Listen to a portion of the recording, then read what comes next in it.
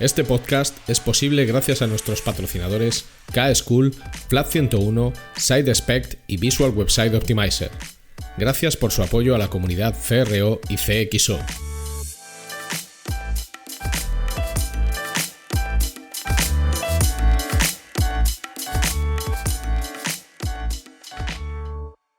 Mi nombre es Ricardo Tallar y estás escuchando CRO Café en Español, el podcast de referencia en CRO y CXO, donde hablamos con profesionales digitales de todos los rincones del planeta sobre nuestro trabajo, con el objetivo de compartir, entretener y aprender.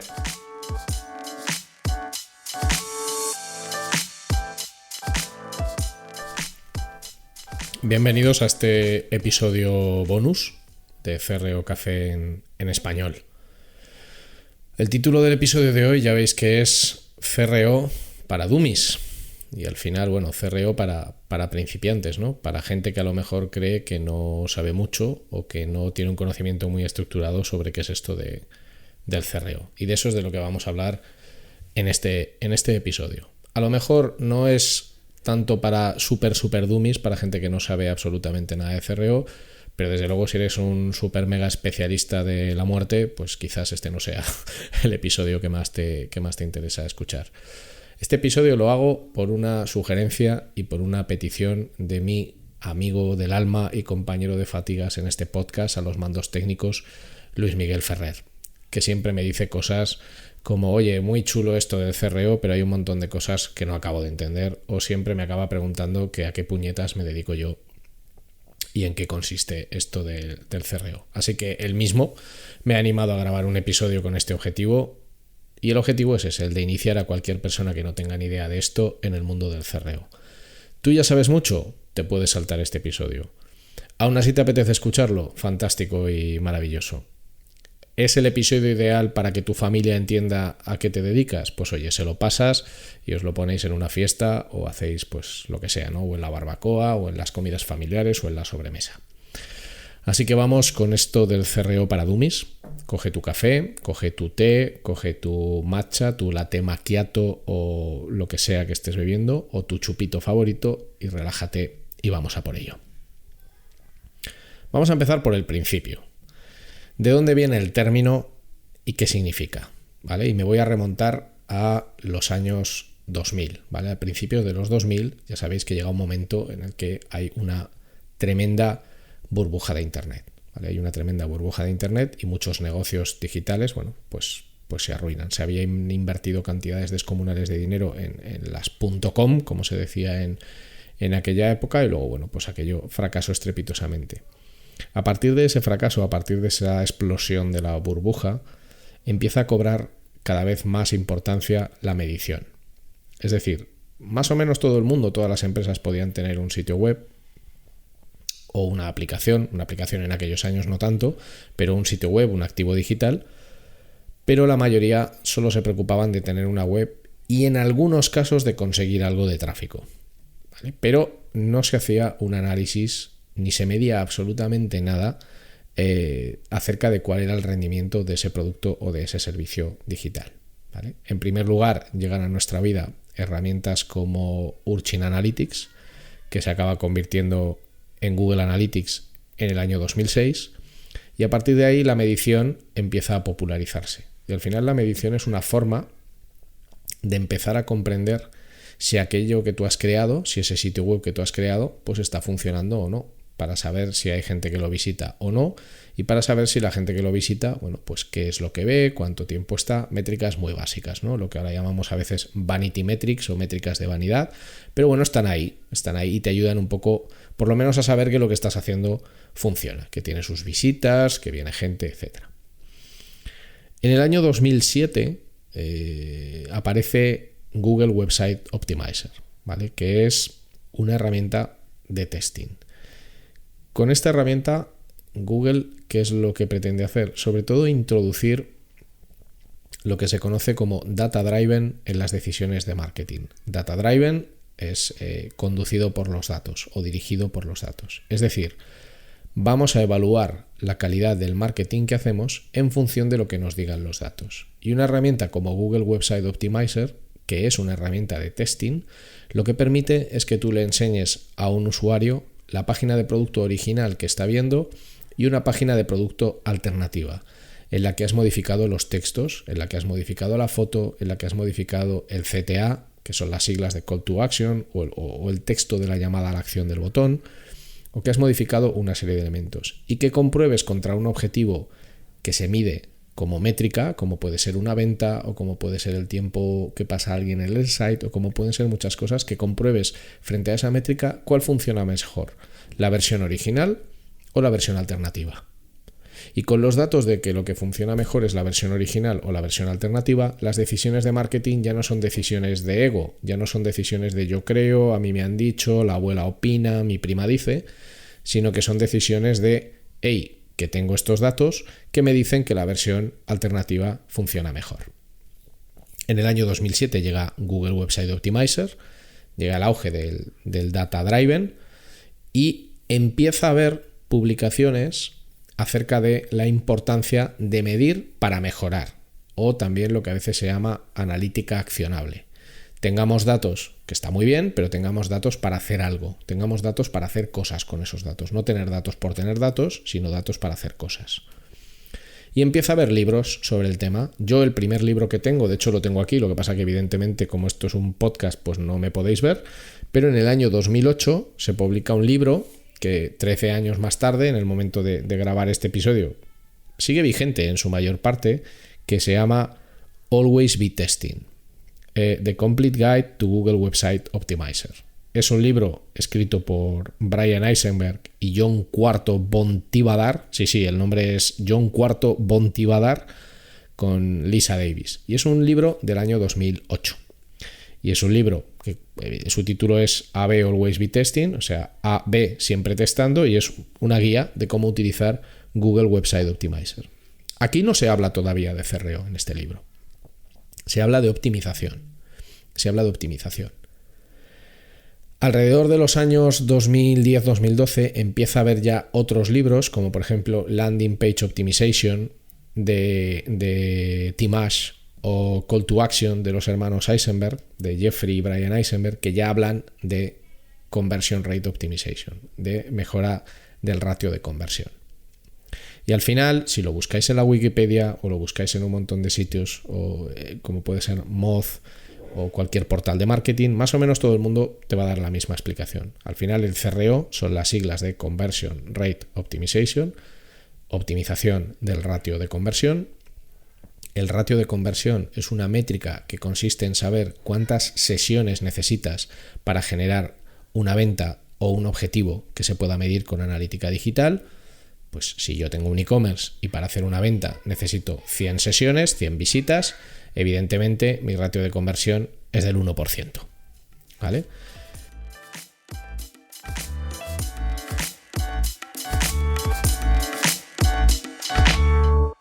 Will this work? Maybe not. Isn't that what we're all trying to figure out? With VWO, create and A/B test different variations of your website to continuously discover the best performing versions that improve conversions. Stop guessing. Start A/B testing with VWO today.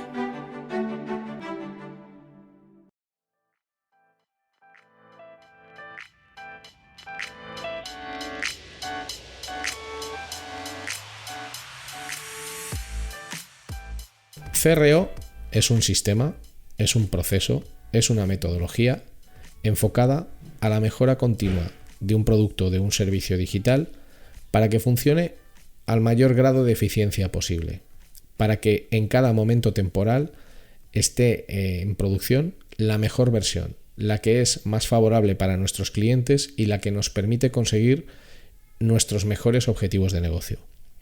Generalmente se habla de ello en términos de conversión. En realidad el verdadero objetivo que persigue cualquier empresa que entra en un proyecto de CRO es la rentabilidad. Al final no tiene por qué ser vender más, porque si vendes mucho y lo haces de una manera deficitaria, puedes vender mucho y perder muchísimo dinero. Es más bien una mejora de eficiencia, de rentabilidad, ¿vale? Y estos son los orígenes. Los orígenes del CRO son básicamente La instauración de la analítica digital alrededor del año 2006 como un sistema de medición que permitía saber qué estaban haciendo los usuarios en los sitios web y qué pasaba ahí, porque antes era poco menos que un misterio. La aparición de las herramientas de testing como Google Website Optimizer en el año 2007, que ya nos permite demostrar con datos la idoneidad de un cambio en un contexto de negocio. Es decir, ya me permite demostrar con datos que una opción es mejor que otra, no porque lo diga nadie, sino porque me lo dicen los datos. El famoso concepto de data driven, que en algunos casos tanto daño nos ha hecho. Y a partir de ahí se empieza a popularizar esa forma de trabajar muy basada en datos para la toma de decisiones, y la disciplina deja de llamarse optimización y empieza a llamarse CRO. Ahora bien, ¿en qué consiste todo esto del CRO? Tú que estás ahí escuchando con ese café o con ese té, eres uno de estos dummies que dice: oye, Ricardo, no entiendo nada acerca de qué hacéis en esto del CRO. Bueno, al final lo que hay que entender es que cuando tú tienes un producto, un servicio digital, un e-commerce, un lo que sea, pues al final tú tienes tu sitio web, es accesible por cualquier persona que es potencial cliente tuyo, pero en realidad lo único que tú tienes son los datos que capturas a través de la analítica digital para entender cómo está funcionando tu negocio digital. Y muchas veces lo que sucede es que no sabes si el nivel de rendimiento de ese negocio es bueno o no, porque tú solo tienes tus propios datos, y además el trato con el cliente en realidad no es un trato como el de un negocio tradicional con el que tienes un contacto y puedes establecer una relación con tus clientes. Es un trato digital, es un trato en el que tienes unos datos y tienes unas tendencias, pero que tú tienes que saber interpretar. Entonces, ¿en qué consiste todo esto del CRO? Básicamente, el CRO es una disciplina que consiste, en primer lugar, en entender cuál es el marco de negocio y de trabajo de cada proyecto en el que estás trabajando. Es decir, cuáles son los objetivos de negocio que persigue tu sitio web o que persigue tu aplicación. ¿Y cómo ha funcionado todo hasta ahora? ¿Cuál es el nivel de rendimiento que hemos obtenido?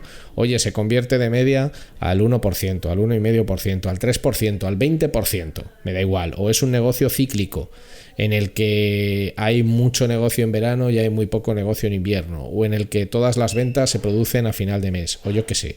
Pero al final hay que entender bien cuáles son los objetivos de negocio que perseguimos y cómo funciona ese negocio. A partir de ahí, la primera parte es buscar ineficiencias, buscar problemas. ¿Por qué cuando llegan 100 sesiones solo una me compra? ¿Qué pasa con las otras 99? ¿Por qué no compran?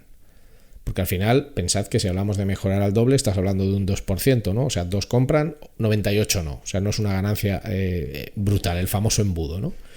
Pero al final, el primer paso es analizar datos buscando ineficiencias. Datos cuantitativos, como los que me pueden dar herramientas como Google Analytics o Adobe Analytics, y datos cualitativos, como los que me pueden dar herramientas como Mouseflow, como Hotjar, como Content Square, ¿vale? Unos son datos de volumen, son datos con significancia estadística, son datos tipo el 23% de los usuarios hace esto, tengo 48.000 sesiones más que ayer, y los datos cualitativos no son volúmenes, sino son representativos del comportamiento estándar de un grupo de usuarios en un momento temporal. Más allá de los datos, que esto está muy institucionalizado, lo verdaderamente importante aquí es el análisis, es decir, ¿qué me dicen estos datos? ¿Estoy o no estoy consiguiendo los objetivos de negocio que tenía? ¿Por qué no los consigo? Pero lo primero es tener los datos. ¿Y por dónde se empieza para hacer el análisis? Bueno, en primer lugar, lo primero que hay que hacer es comprobar que el sitio contra el que estás trabajando, el negocio contra el que estás trabajando, tiene un sistema de medición de analítica fiable. O sea, tú tienes unos datos sólidos que están bien, que a nivel de analítica digital está todo sano, está sanote, está fuertote. No es una cosa así montada con el JavaScript por defecto de cualquier manera. Lo primero que hay que comprobar es que el proceso principal de negocio que representa aquello para lo que estés trabajando se está midiendo bien. Por ejemplo, estamos trabajando para un e-commerce de cocina que vende, pues yo qué sé, utensilios para cocinar, ¿vale? Si tú vendes utensilios para cocinar, el objetivo principal es: yo entro, veo unos productos, los añado a mi cesta, inicio un proceso de checkout, pago y los recibo en mi casa. Bueno, pues lo primero que yo haría es comprobar que todos los pasos necesarios para que un usuario consiga añadir productos a una cesta, consiga pasar un proceso de checkout y consiga pagar, se están midiendo correctamente con mis herramientas de analítica digital. ¿Tenemos buenos datos? Fantástico. A partir de los datos, lo que ya podemos hacer es un análisis, comparando periodos de tiempo, comparando fuentes de tráfico. Nunca va a ser igual el rendimiento de un tráfico que procede, por ejemplo, de un email, que es gente que ya es cliente tuyo, que el tráfico que procede de Google Ads, o del tráfico que procede de SEO, o del tráfico que procede de las fuentes sociales, ¿vale? Una vez que tenemos datos y que con los datos buscamos ineficiencias, buscamos dónde hay puntos en los que la conversión no es buena, o puntos en los que los usuarios se caen y dejan de avanzar en un paso. Pensad, por ejemplo, un caso típico. Montonadas de usuarios entran en una página de producto. Una página de producto es vista 100.000 veces. Sin embargo, de ese producto solo se añaden al carrito de la compra 15 veces. Tengo 100.000 visitas para generar 15 añadidos a carrito de ese producto. Ahí está pasando algo. Más aún cuando yo puedo comprobar que la media de mi site es que lo normal es que en una ficha de producto, si entraran 100.000, pues 1.000 lo añadieran a carrito. Pues tengo una en la que entran 100.000 y solo añaden 15. Ahí está pasando algo. Pueden ser 1.000 cosas, pero esa es la función de los datos. Darme el indicio para que yo pueda identificar que algo no está funcionando o de la manera en que otros lo hacen dentro de mi propio e-commerce, o que no están funcionando porque hay unas fracturas enormes, porque pierdo muchísimo tráfico, pierdo muchísimos usuarios.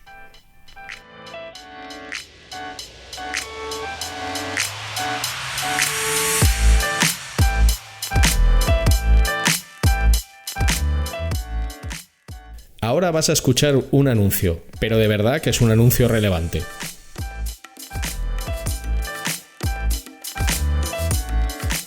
Conviértete en un experto en CRO y dedícate a una de las profesiones más demandadas del momento.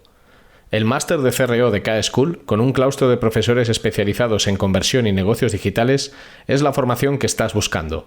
Un máster totalmente práctico, con profesores de alto nivel y en el que aprenderás las herramientas y técnicas necesarias para convertirte en un gran profesional.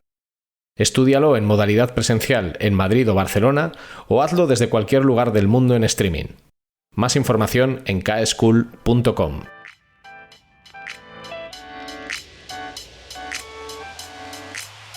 Siguiente paso. Plantear hipótesis. Al final, una hipótesis es una posible explicación de algo, que explica lo que ha sucedido y explica lo que podría suceder si la corriges. Pero lo que me interesa es tener una posible explicación de algo, ¿vale? Que además debe de cumplir unas normas, debe de cumplir unos criterios para considerarse una hipótesis. Por ejemplo, si alguien entra en esta ficha de producto 100.000 veces y solo añade 15, la hipótesis debería de responder a la pregunta ¿por qué solo 15 de cada 100.000 usuarios lo añaden al producto? Una hipótesis podría ser: al acceder a la ficha de producto, los usuarios no perciben que el botón de compra sea clicable o no pueden acceder al botón de compra y por lo tanto no hacen clic en él y no inician el proceso de checkout. Es una hipótesis muy muy sencilla, pero el objetivo de una hipótesis es elaborar una explicación probable de algo que ha sucedido y qué podría suceder, porque evidentemente si yo cambio ese botón mediante un test o hago cualquier tipo de cambio, pues ese problema se resolvería. Una vez que tengo una hipótesis, lo que tengo que hacer es, en función de las hipótesis que he generado para cada error que he encontrado, pues generar una acción. Siguiendo este mismo ejemplo, tenemos un problema o creemos que tenemos un problema porque una de las hipótesis es que hay un problema de visibilidad o de que se entienda que el botón de comprar es el botón de comprar. ¿Qué acciones podríamos hacer? Cambiar la forma del botón, cambiar el texto del botón, cambiar el color del botón, cambiar la posición del botón, replantear toda la ficha de producto de otra manera, porque el botón se ve y aquí hay algún otro tipo de problema. Esas son acciones que en teoría deberían de corregir el error que hemos detectado. Y luego viene lo que es quizás la parte más conocida del mundo del CRO, que es el testing y la experimentación. Yo con los datos he localizado ineficiencias y problemas, con las hipótesis he planteado posibles explicaciones y también soluciones tentativas, he definido una serie de acciones por cada hipótesis y ahora llega el momento en el que, utilizando herramientas de A/B testing o de test A/B, tengo que demostrar que esas soluciones alternativas funcionan mejor que la solución original, y esa demostración viene con datos. Hoy en día hay un abanico enorme de herramientas de testing. Está Google Optimize, Visual Website Optimizer, SiteSpect, Optimizely, Qubit, Test and Target, A/B Testy, Camelun, montonadas. Hay montonadas de herramientas de testing. Básicamente todas funcionan de la misma manera. Tú tienes un grupo de control, que son los usuarios que están viendo, sigo con este ejemplo, que están viendo esta página de producto de 100.000 usuarios, están viendo la página normal, y tienes otra u otras páginas alternativas. Imaginad estas acciones que hemos dicho. Cambio la posición del botón. Pues yo tengo en el original a 50.000 usuarios que entran en el original y 10 añaden a carrito, y en la alternativa tengo a 50.000 que entran y lo que quiero demostrar es que esa acción funciona. He cambiado la posición del botón. En la original 50.000 entran, 10 añaden a carrito, y en la alternativa 50.000 entran y resulta que añaden 500 a carrito. Pues evidentemente el valor del test, si se ejecuta bien, que no es el objeto de este episodio, si se ejecuta bien y si se hace bien, y si los datos de los test se interpretan correctamente, que este es otro melón que habrá que abrir en algún momento, evidentemente lo que tengo es un dato que me demuestra de manera inequívoca que ese cambio es recomendable y es adecuado para ese momento temporal, ¿vale? Los test y los experimentos, que no tienen por qué ser test, puede haber experimentos de otro tipo, más enfocados en la personalización o en testar flujos de navegación. Los test y los experimentos lo que te van a dar es información acerca de cuál es el mejor modelo para cada cosa que estés testando en un momento temporal concreto. No para todos los usuarios, a lo mejor hay cosas que funcionan muy bien para los usuarios de mobile y muy mal para los de desktop. Pero ese es el objetivo de los test. Y con los datos y los aprendizajes que yo obtengo de los test, lo que tengo es una información valiosísima para incorporar a mi negocio. Yo ya he aprendido que en esta ficha de producto en la que entraban 100.000 y solo 15 añadían al carrito, lo que tengo que hacer es replantear las cosas de esta manera. Como yo sé que esto funciona en este producto, ¿qué preguntas debería hacerme yo como negocio? ¿En otros productos similares sucederá lo mismo? Ya tenemos ahí otra prueba de test. O ya lo he comprobado, por lo tanto, en esta tipología de productos me voy a ir directamente a este tipo de ficha de producto. ¿Qué habilidades hay que tener o qué disciplinas hay que conocer para ser un buen profesional del CRO? Bueno, hay un episodio bonus número 1 que precisamente habla de esto, o sea que os invito que vayáis hace unos cuantos episodios del podcast y lo leáis. Grosso modo, esta es la foto para dummies de lo que se hace a nivel de CRO y qué es el CRO en sí. También hay que entender que el CRO tiene dos aproximaciones tácticas, dos aproximaciones de trabajo. Una que es básicamente entender el CRO como testing y experimentación puro y duro. Aquí solo hemos venido a coger datos, formular hipótesis, testar, coger datos, formular hipótesis, testar, de manera cíclica. Luego hay otra aproximación que está mucho más basada en vamos a enfocarnos mucho en entender si realmente lo que nosotros le estamos intentando contar al usuario, si realmente lo que estamos intentando transmitir funciona o no funciona. Y vamos también a informarnos muy bien de qué es lo que el usuario entiende de nuestra propuesta. Y a partir de ahí vamos mejorando. En resumidas cuentas, ¿qué es el CRO? Es un sistema de trabajo, una metodología enfocada en encontrar el punto más eficiente de un negocio digital en cada momento. El punto en el que no su conversión es la mejor, sino que su rentabilidad y su eficiencia comercial es la mejor, porque la conversión es una métrica un poco engañosa. Pero si lo queréis pensar así, pensadlo así. Nuestro objetivo es que si alguien convierte al 1%, con las mismas condiciones, con las mismas inversiones, con las mismas variables, no convierta al 1%, que convierta con una cifra mucho mejor. La que sea, la que corresponda según su sector.